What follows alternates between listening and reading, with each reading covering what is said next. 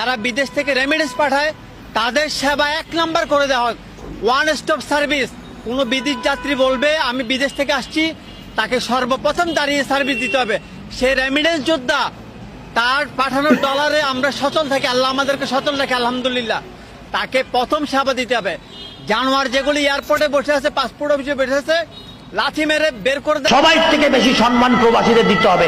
তো প্রবাসীদের একটা ডিজিটাল কার্ড করে দেন, তো তাকে একটা স্মার্ট কার্ড করে দেন, যেটা দেখলে প্রত্যেকটা ডিপার্টমেন্টে তাদের আগায় দিবে এবং তাদের সম্মান করবে। যেন একটা প্রবাসী যেন বাইরের দেশে থেকে অনুভব করতে পারে যে আমার মা, আমার স্ত্রী আমার এই কার্ডটা নিয়ে বিদ্যুৎ অফিসে গেছিল, তাকে পিছন থেকে ডেকে সামনে এনে সম্মান দিচ্ছে। আমার বাচ্চা ভর্তির ব্যাপারে এই কার্ড দেখানোর পর তাকে ভর্তির জন্য তাকে আর একটু ভালো ব্যবস্থা অথবা একটু